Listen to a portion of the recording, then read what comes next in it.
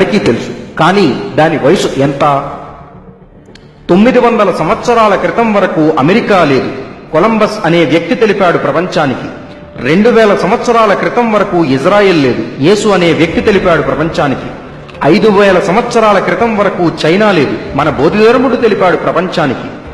1400 సంవత్సరాల క్రితం వరకు అసలు ఇస్లాం దేశాలే లేవు, కొత్తగా ఏర్పడినవి.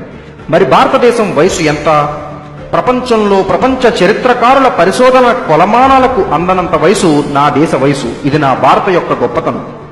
ప్రపంచ తత్వవేత్త, పురావస్తు శాస్త్రవేత్త, జర్మన్ సైంటిస్టు అయిన ఆర్నాల్డ్ టాంబీ తన పరిశోధన ప్రకారం ప్రపంచంలోని 28 ప్రాచీన సంస్కృతులు గల దేశంలో నేటికి సజీవంగా ఉన్న సంస్కృతి గల దేశం భారతదేశం మాత్రమే. వైదిక సంస్కృతికి మరొక రూపాంతరమైన ఈజిప్టు సంస్కృతి కూడా నేడు లేదు. కేవలం పైన పిరమిడ్లు, కింద మమ్మీలు మాత్రమే మిగిలాయి.